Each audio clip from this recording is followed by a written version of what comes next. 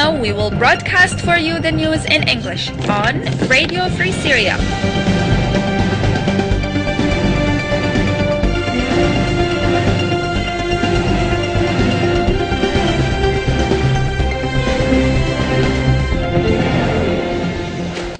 Welcome to our news hour in English. I am وموقعنا and I will be with you during this news hour from Radio Free Syria. We will start with the local coordination committees of Syria. By the end of Tuesday, the LCC managed to document 131, among them 6 women and 9 children and 3 under torture. 46 were reported in Damascus and its suburbs, 41 in Aleppo, 13 in Deir ez-Zor, 8 in Hama, 7 in Idlib, 5 in Dar'a, 4 in Raqqa, 3 in Homs, 2 in Latakia, and 1 in Quneitra. The FSA clashed with the regime forces in 132 points today, in which the FSA targeted army leadership headquarters and the Ministry of Defense in Damascus.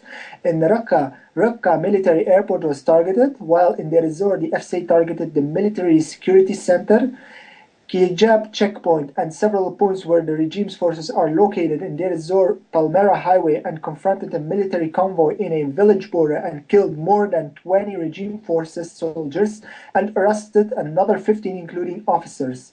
In Deir ez-Zor city, one of Shabiha's focal point was targeted. In Dar'a, Hajjana battalion was liberated in Khrab Sahm town. In Hamadi, FSA targeted a military convoy in Salamiya Raqqa highway. In Aleppo, the FSA targeted Kuwairis military airport by local-made missiles. We'll start today with Aleppo. The Assad warplanes have shelled the village of Qbaytin as they used cluster bombs, which resulted in heavy destructions of home buildings. Moving to Damascus, more troops have left Mazza military airport as they went to Daraya city. Moreover, heavy battles between the Free Syrian Army and the Assad forces near to Sidi Miqdad checkpoint. Meanwhile, heavy bombardments on the village of Beit Jan in Jabal al-Sheikh. There was also heavy bombardments on Mu'addamit al-Sham from the 4th Brigade, as the southern neighborhoods of Damascus have been under heavy shelling as well. In Hama, heavy shelling in the eastern area of Hama as heavy battles took place between the Free Syrian Army and the Assad forces as a military convoy tried to enter the village of Karnaz. Heavy shelling also on the village of Kafr Zeta, which resulted in several civilians killed. On the other side, the FSA was able to ensure the defection of 12 soldiers from Al-Tabqa military airport. Moving to Idlib, heavy shelling on the villages of Jabal al-Zawiya, also heavy shelling on Saraqib and Hazzano city. In Homs, renewed shelling of the Assad forces on Bab Amr in the city, as the neighborhood of Al-Wan has been also under heavy bombardments. Moving to Dar'a, heavy bombardments on the eastern Maliha and Mahaja and Numr in the countryside of Dar'a. In Deir ez-Zor, heavy battles took place in As-Sana'a neighborhood in Deir ez-Zor as the rebels were able to destroy a tank. In Quneitra, the Free Syrian Army have declared that they have started the liberation of Quneitra province and also the western area of Damascus countryside. The rebels have shelled the 120th and 160th Brigade as they have took control of these 2 brigades. General news now. According to Reuters, the U.S. ambassador to Syria told Congress on Wednesday that there is so far no evidence to back reports that chemical weapons were used in Syria on Tuesday. So far, we have no evidence which substantiates the reports that chemical weapons were used yesterday, but I want to underline that we are looking very carefully at these reports. Robert Ford, who was recalled from Damascus in February 2012, said during a U.S. House of Representatives hearing. Separately, U.S. and European officials told Reuters there was no confirmation that either the forces of Syrian President Bashar al-Assad or his rebel opponents had used chemical weapons, as each side has asserted. We can't corroborate the CW claims at this point, one U.S. official said, speaking on condition of anonymity. Another official said the U.S. government was continuing to investigate.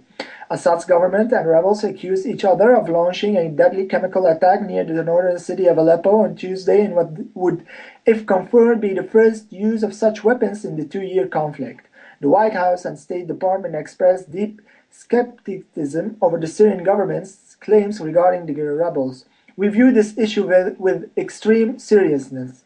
foretold the congressional hearing. But right now we are trying to verify the reports we have seen recently about the use. There are reports about them being used both in the north and in the Damascus suburbs, the eastern suburbs of Damascus, he said.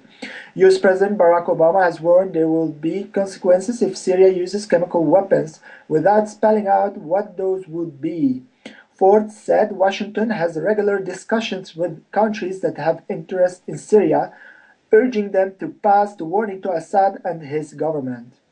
On the other side, and according to CNN, Israeli Justice Minister Tzipi Livni says it is clear for us here in Israel that chemical weapons have been used in Syria, and an international response to this crisis should be on the table in the discussion between Prime Minister Netanyahu and President Obama during the president's trip to Israel. When pressed during an interview in her Tel Aviv home, Livni wouldn't say whether there is evidence that the regime of Syrian President Bashar al-Assad has directed the use of any chemical weapons. But she said this development poses a direct threat to Israel, which shares a border with Syria. Livni told CNN that the appearance is that it's not going to be only in Syria, but that Hezbollah can reach all these chemical weapons and use them against Israel in the future. Israelis have long been concerned that Hezbollah's Israel's foe in neighboring Lebanon could gain possession of Syrian chemical weapons if the Assad regime is further destabilized. President Obama just landed in Israel for a two-day trip, and two national security issues dominate the agenda: the nuclear showdown with Iran and the growing crisis with Syria. The United States has the tools in order to prevent Iran from having a nuclear weapon and in order to stop all this situation in Syria, she said, and she insisted that this is the time to act. It is not a favor of the states of Israel. This is something that represents the interest of the United States as well, she said. This was it for today. Thank you very much for listening. I am Marwan Kado, along with me, Executive Manager Islam. Please follow us on freesyriaradio.webs.com. You can also reach us through Skype on Syrian42. See you tomorrow. Bye-bye.